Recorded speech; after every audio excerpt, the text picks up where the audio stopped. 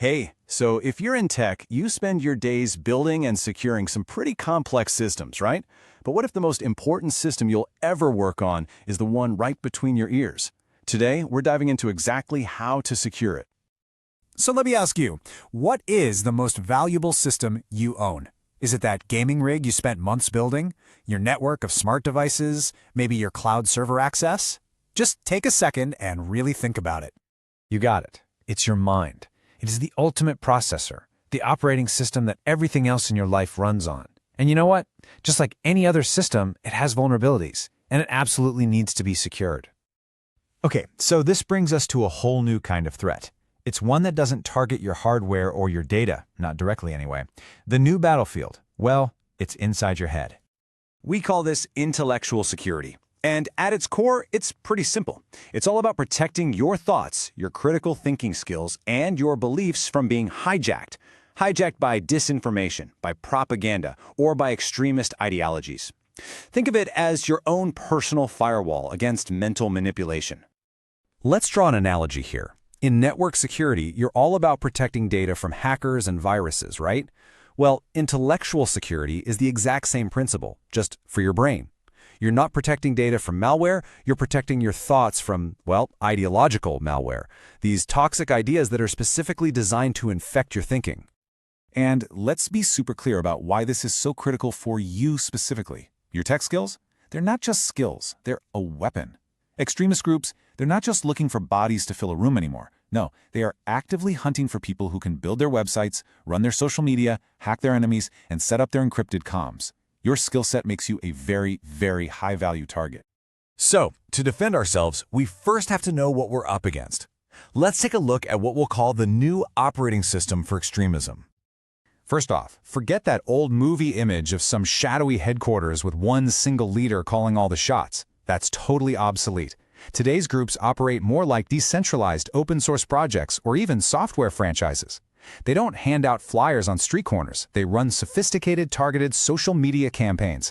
And they're not using traditional banks. They're funded by anonymous crypto donations. They've gone fully digital.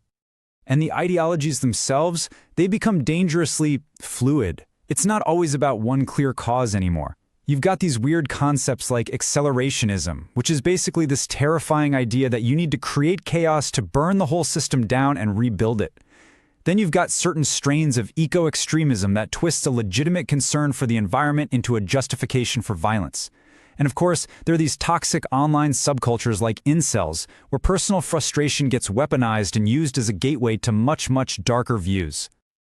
So, how does this ideological malware actually get installed onto someone's mental hard drive?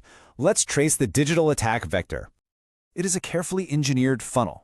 It all starts on mainstream places, TikTok, Instagram, with these edgy memes that kind of make extreme ideas seem funny or harmless. From there, they gently guide anyone who's interested over to private servers on Discord or Telegram. And this step is so important because in there they offer this powerful sense of community, a sense of belonging that people might be missing in their real lives. Inside these digital echo chambers, the algorithms do the rest of the work, creating a reality bubble where the extremist view starts to feel like the absolute consensus. And then comes the final tragic step, translating all that online talk into real-world action. Now, one of the most powerful weapons in this new digital arsenal is deepfake propaganda. You've probably heard of it. These are AI-generated videos and audio that look and sound hyper-realistic, but are completely fake. The tech behind it, known as generative adversarial networks, or GANs, is wild. It's essentially two AIs battling each other. One AI creates the fake, and the other AI tries to spot it. They go back and forth millions of times, getting better and better until the final product is almost impossible to distinguish from reality. And the danger here is really two-pronged. First, you've got the direct manipulation. Imagine a fake video of a leader saying something horrible right before an election to spark chaos. But the second danger is arguably even worse. It's called the liar's dividend. Think about it. If you flood the internet with so many fakes, people eventually just get exhausted. They give up trying to figure out what's real. They just stop believing anything, even documented truth. In that kind of environment, it's the perfect breeding ground for mistrust and chaos. Okay, so that's the threat. It's sophisticated, it's insidious, and it's dangerous. But you are not defenseless, not by a long shot. So let's talk about building your personal mental firewall. How can you take the very skills that make you a target and flip the script? How can you use them to become a defender instead? Well, you are uniquely equipped to spot the glitches in this matrix. When you see a suspicious video, look at it with your tech-savvy eyes. Do the blinks look weird or unnatural? Is the lip sync just a tiny bit off? Look for that telltale fuzzy halo around the person's hair or neck. And then you can go deeper. Use your skills to actually analyze the file's metadata.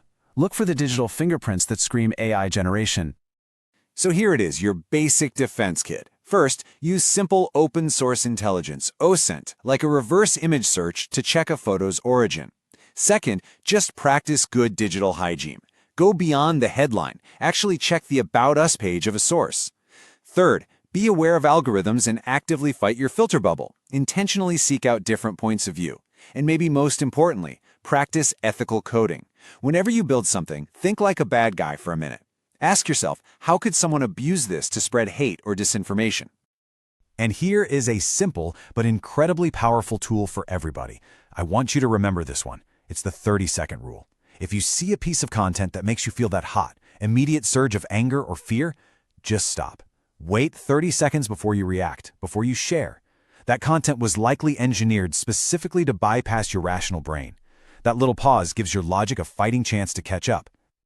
Look, this isn't just about personal safety online. This is about your future. It's about your professional responsibility as a technologist. Being able to think critically about information, to spot manipulation, to build systems that resist abuse, this is a brand new pillar of professional integrity in the tech world. Honestly, it's every bit as fundamental as writing clean code or designing a secure network. So if you remember just one thing from all of this, let it be this. Treat information the same way you treat code. You would never, ever push code to production without testing it, right? Without debugging it.